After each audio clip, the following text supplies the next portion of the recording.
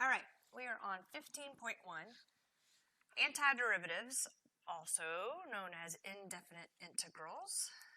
All right, so let's start off here. If I asked you, can you come up with a function whose derivative is 2x? Then the most common answer I would get is, what about y equals x squared? And you're right. If we took the derivative of x squared, we would have 2x. But then there's more. So I'd say then, can anyone else come up with a function whose derivative is 2x? And hopefully you always start to catch on. For instance, if we had y equals x squared plus 5, the derivative would be 2x plus 0. If we had y equals x squared minus 12, the derivative would be 2x plus 0.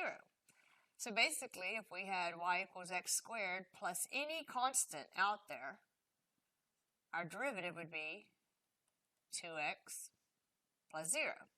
So this constant here is important. It takes us from having what we thought was just there's only one answer to there's an infinite number of constants, so this is an infinite number of answers. So very important to put your plus c there.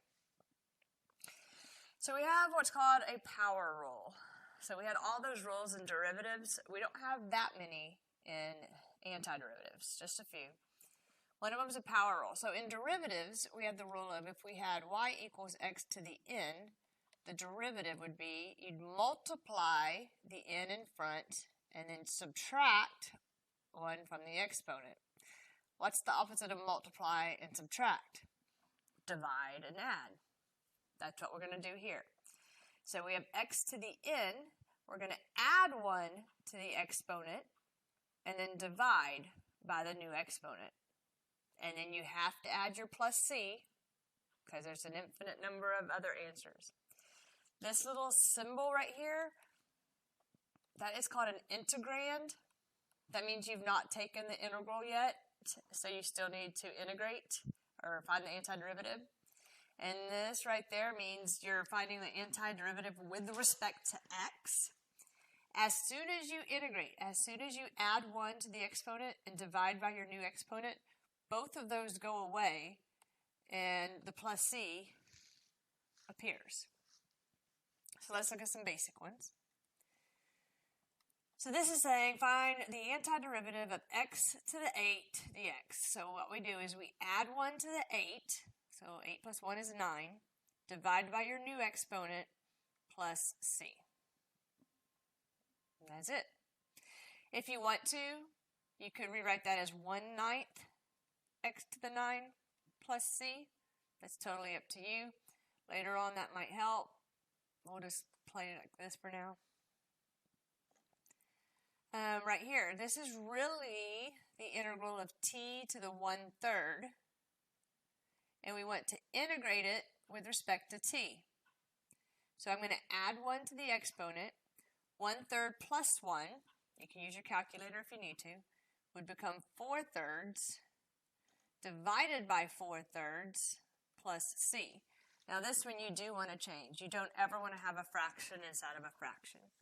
So dividing by 4/3 is the same thing as multiplying by 3/4. So this will be 3/4 t to the 4/3 plus c. All right. And then on part c over here, I'm going to rewrite it. This will be the integral of x to the -4 dx. So I brought it to the top. So now taking the integral, or the antiderivative, I'm going to add 1 to the exponent. So -4 plus 1 is -3. Divide by my new exponent plus c. I'm going to fix this to where there's no negative exponents. So I'm going to pull my -1/3 out front. And then x to the -3, that's going to go to the bottom. So right down here, I'm going to put x to the +3 plus c. Okay, so our basic rule is you add 1 to the exponent and then you divide by that new exponent. And then clean it up a little bit. So on these integration rules over here, this is the one we just learned, right there. This is the same typical one that we had in derivatives. If you're integrating more than one function, then you can just integrate each one individually and add and subtract them together. This one says if there's a constant in front, then the constant just stays in front, just like it does with derivatives. But this rule is even more helpful for integration because sometimes you really don't want the constant around. So you just bring it outside the integrand sign like we did right here, and it just stays there until you finish integrating, and then you multiply it back in. So you'll see. And big note here, you can always check your answers by taking the derivative of your answer, and you should get back your original problem. Okay? So I'll show you what I mean by that. So looking at a few more here. So right here, the integral of 5x cubed. Now, if I wanted to, okay, I'm going to do this for the first couple, because sometimes I do want to, and as we go through here, you'll see when I want to and when I don't. But if I wanted to, I could pull the 5 outside the integrand sign. This problem, I would not have done that. I'd have just said, hey, 5x cubed, and go with it. But I'm just showing you, you can. All right? So then that'd be 5x to the 4, because we're adding 1 to the exponent, divided by your new exponent, plus c. And then I would just write the 5/4 out front, x to the 4th, plus c. Okay. So on this one, I'm going to pull the x to the top. So we'll have it, right now it's 2 over x to the half. If I bring that up, it'll be 2x to the negative half. All right. So then I'm going to integrate. So again, I could pull the 2 out if I wanted to, but this isn't a problem where I really need to, so I'm just going to leave it there. So I'll have 2x to the negative half plus 1. If you don't know what negative half plus 1 is, you can always type it in your calculator, and it's positive half. Divide by that new exponent, plus c.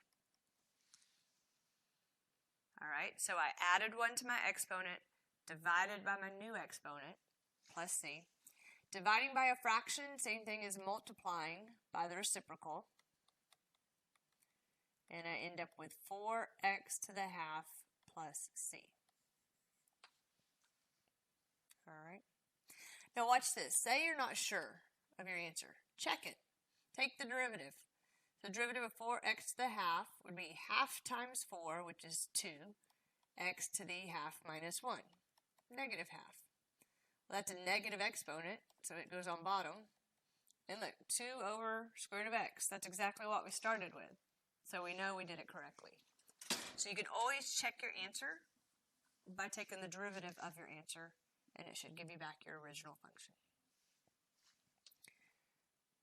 All right, number 3.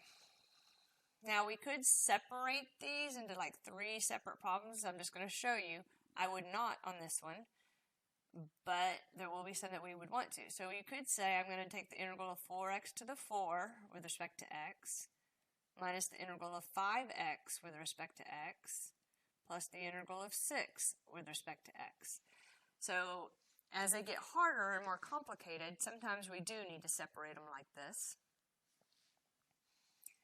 All right, so this would be 4x to the 5th divided by 5 minus 5x to the 2 divided by 2 plus, and if you notice here, there is no x, it's just 6. So it's understood to be x to the 0 power, which is just 1.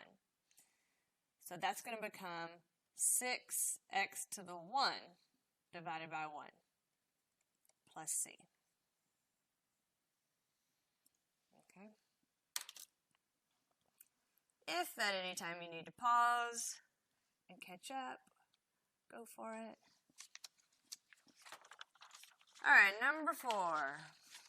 So I'm not going to separate this one. I'm just going to start integrating.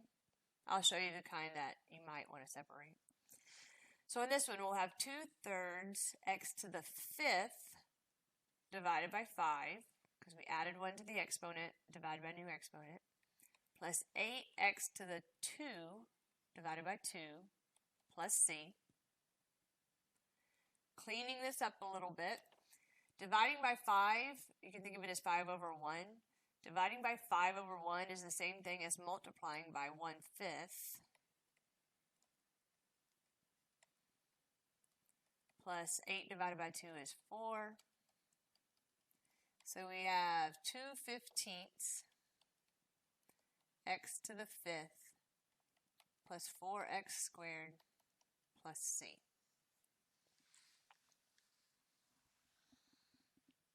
All right. This next one is with respect to u. So u squared would become u to the 3rd divided by 3 minus 4 doesn't have a u with it. So it's understood that right in there is u to the 0. So it's going to become 4u to the 1 divided by 1 plus c. And that's fine right there. If you wanted to pull out the 1/3 in front, you can. 1/3 u cubed. Okay. This one, I am going to rewrite it because I have something in the denominator there. So I'm going to have 3x to the negative 3 plus 7x to the 5th with respect to x. All right, so integrating, I'll have 3x to the negative 3 plus 1, which is negative 2, divided by negative 2, plus 7x to the 5 plus 1, which is 6, divided by 6, plus c. So on this first one, that term right there is going to need to go in the denominator. So I'm going to pull the negative out front, 3 is still on top, 2 is on bottom, and I'm going to move the x squared down there as well, plus 7x to the 6 over 6, plus c.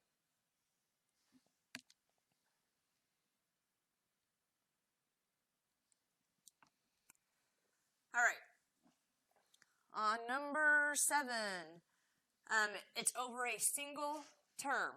Anytime you have a fraction, but it's over a single term, you can split this and put it underneath each individual part. So this will be the integral of 4x to the 4th divided by x squared minus 5x cubed divided by x squared. Then I can simplify that. I can cross out both of those with 2 of those.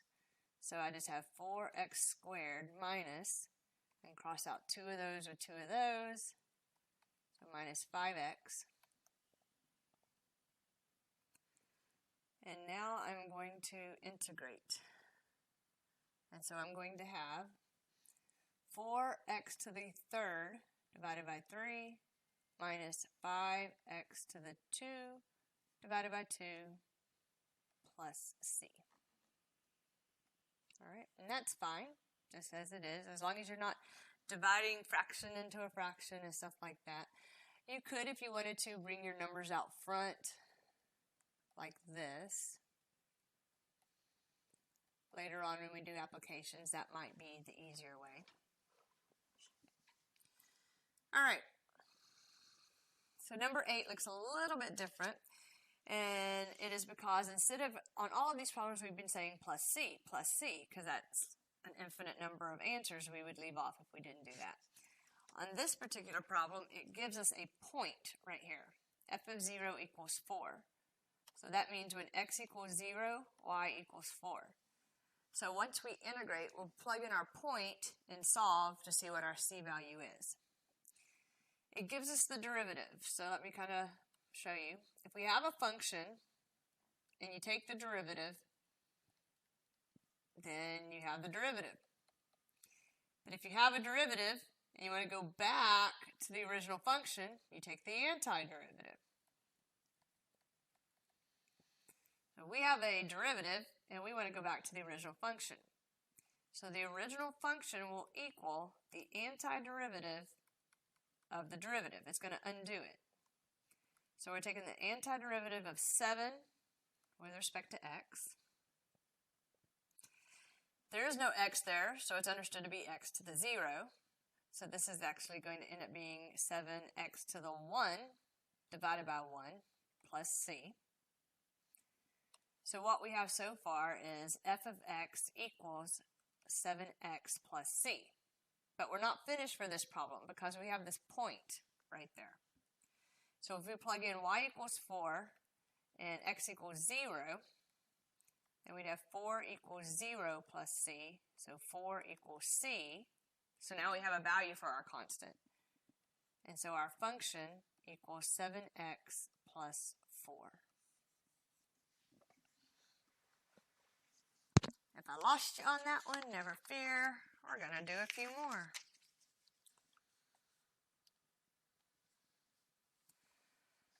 All right. So here we are given a derivative. We're given a point on the original function when x equals 2, y equals 3. And we're asked to find the original function. So we find the original function by taking the antiderivative of the derivative. So I'm going to take the antiderivative of 5 minus 6x with respect to x. And I get, the 5 doesn't have an x with it, so it's understood to be x to the 0.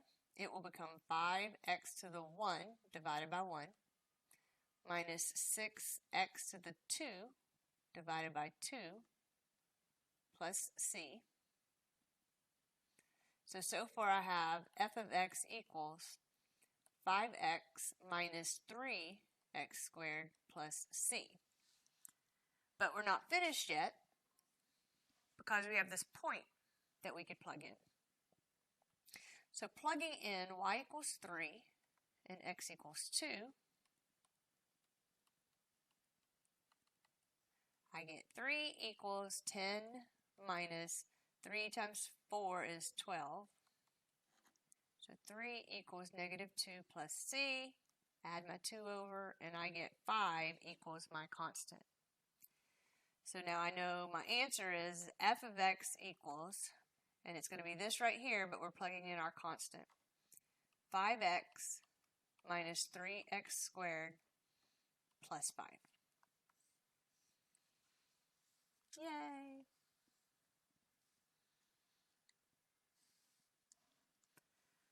All right, number 10, same thing. We're given the derivative of y with respect to x, dy dx, is this, and we're asked to find the original function. We are given this point when x equals 1, y equals 0. And so we'll start by taking the y is found by taking the antiderivative of its derivative. So we're taking the antiderivative of 4x squared minus 8x with respect to x.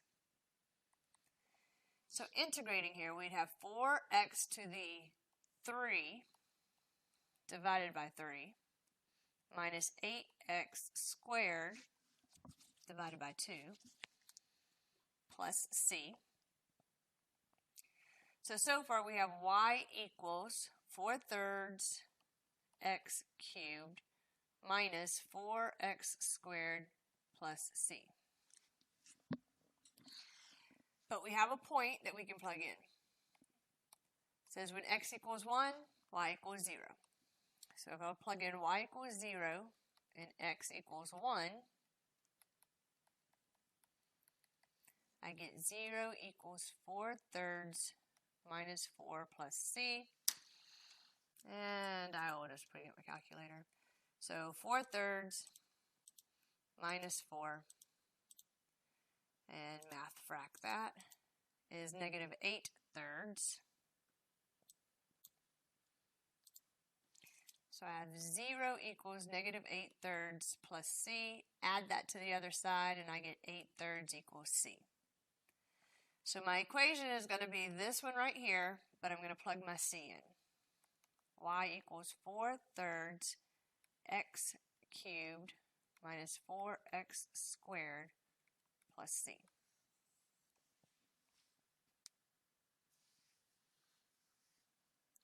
All right. Number 11. So we're given a derivative, we're given a point on the original function, and we're asked to find the original function. So we know that when t equals 1, p will equal 20. So to find the original function, I'm going to take the antiderivative of the derivative. So I'm going to take the antiderivative. As I write this, I'm going to actually rewrite it as negative 10. I'm going to pull the t up to the top. T to the negative 2 plus t with respect to t. Now I'm going to integrate. So this will be negative 10t to the negative 2 plus 1, which would be negative 1, divided by my new exponent, plus t to the 2 divided by 2 plus c. So far I have p of t equals negative divided by negative is a positive, and then I need to take this term to the bottom. So it'll be t to the positive 1 plus t squared over 2, or I could say 1/2 t squared, plus c. But we're not finished yet because we still have this point to plug in. T equals 1, p equals 20. So 20 equals 10 over 1 plus 1 squared over 2 plus c. We have 20 equals 10 plus 1/2 plus c. So 20 equals 10 plus half is 10.5, but I'm going to get it in fraction form. So 10 plus half, and then math frac, is 21 over 2. Then I need to subtract 21 over 2 from both sides. So 20 minus 21 over 2. And math frac is 19 over 2.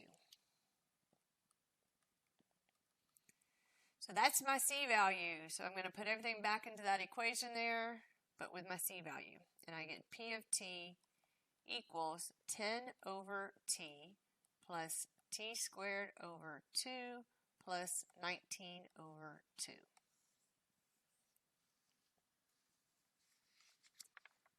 All right, one more of those, and then we'll take a different turn. Although this one's kind of different. It gives us the second derivative function and the first derivative function, and then a point on the first derivative, and a point on the original function, and it asks us to find the original function. So let's look at something here. If we had the original function, I don't know why I did a t. We had the original function. Of course it's not erasing right now. It's only supposed to happen when I'm teaching my classes and things are not going as planned. But now, I'm making a video and things aren't going as planned. But you know what? I can pause this video. Okay, now we'll pretend everything worked just fine. So if we have a function and we take its derivative, then we have the derivative. And we take the derivative again, then we have the second derivative. Well, here we're given a second derivative and we want to find the original function. So, given a second derivative, you can't jump straight to the original function. First, you have to take the antiderivative of the second derivative, and it'll give you the first derivative. Then you take the antiderivative of that one, and it will give you the original function. So, it's a two-step process here. So, to find the first derivative, we'll be taking the antiderivative of the second derivative. So the antiderivative of 8 with respect to x. There is no x there, so it's understood to be x to the 0. So it would become 8x to the 1 divided by 1 plus c. So what I know so far is my first derivative equals 8x plus c. But I have a point on my first derivative that says when x equals 3, the first derivative, the y value, is negative 2. So if I plug in negative 2 equals 8 times 3, I get negative 2 equals 24. Subtract 24 from both sides, and I get negative 26 equals c. So far I have that my first derivative equals 8x minus 26. But we're not done yet, because it actually wants us to find the original function. So, coming up here, the original function can be found by taking the antiderivative of the derivative. So I'm going to take the antiderivative of 8x minus 26 with respect to x. And I will get 8x to the 2 divided by 2 minus 26x plus c. So far I have my original function equals 4x squared minus 26x plus c. Alright, I need to know what my c is.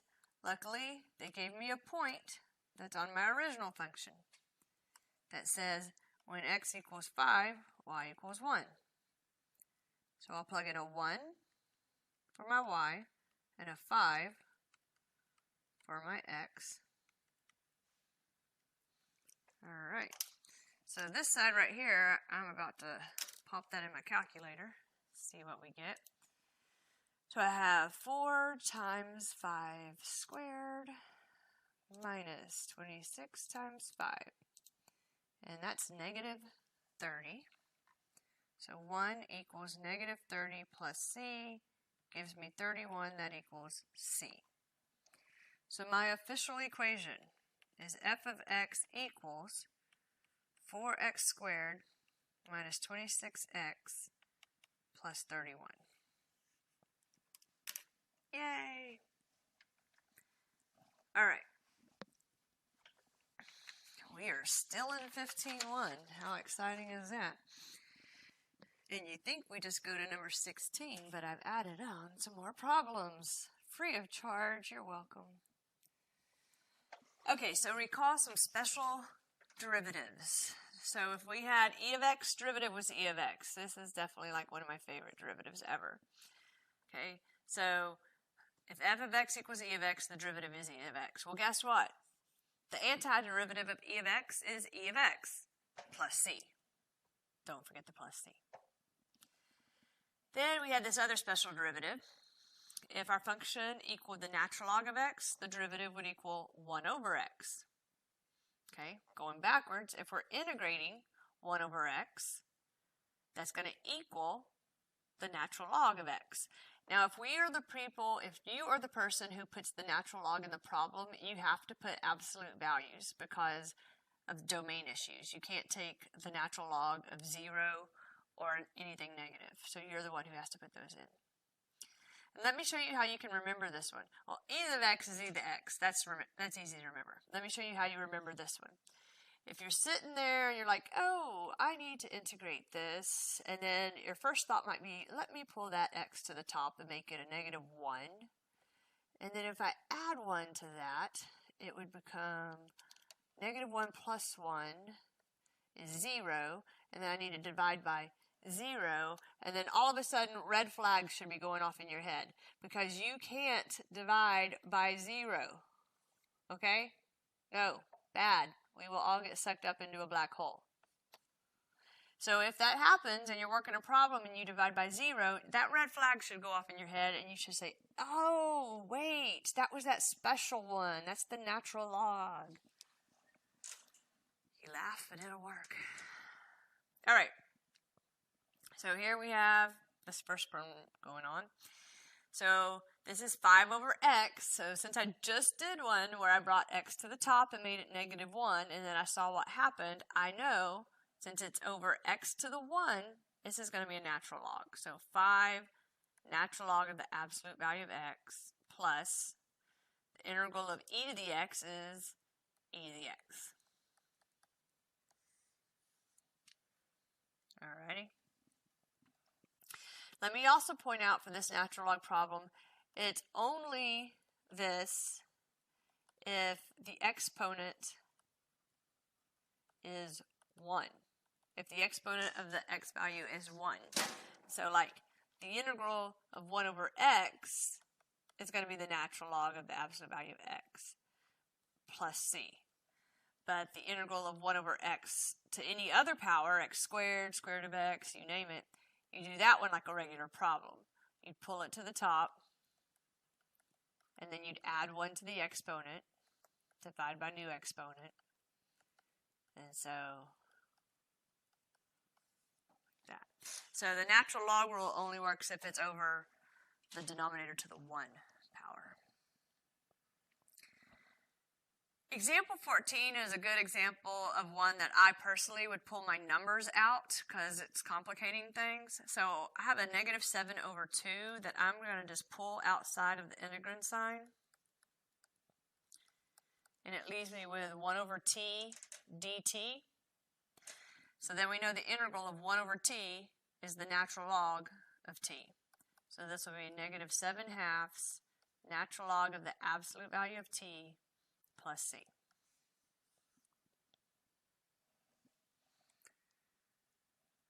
All right. Number 15. Integral of 4e to the x is 4e to the x. Integral of x to the 4 would be x to the 5 divided by 5 plus integral of 4, there is no x there, so it would become 4x to the 1 divided by 1 plus c.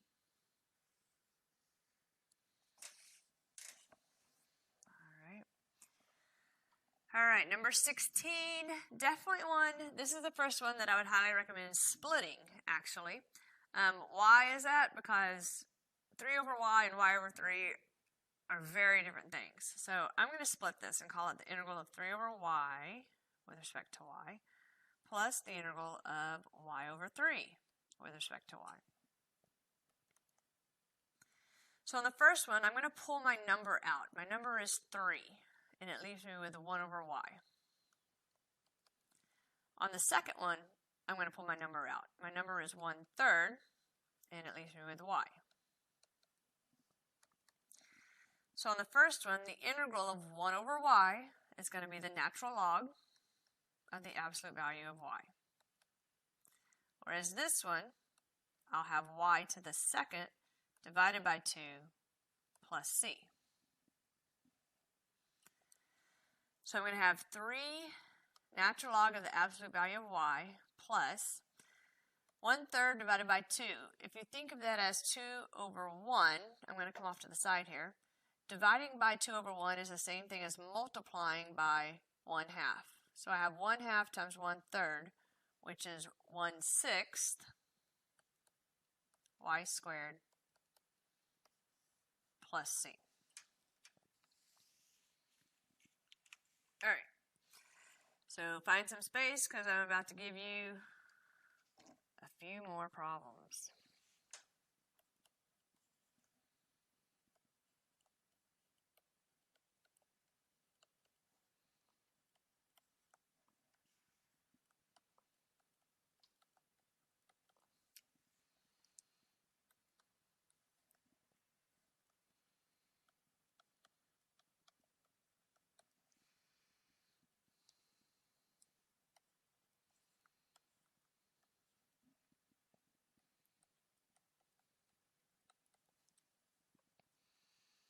All right, so 17, 18, 19, and 20.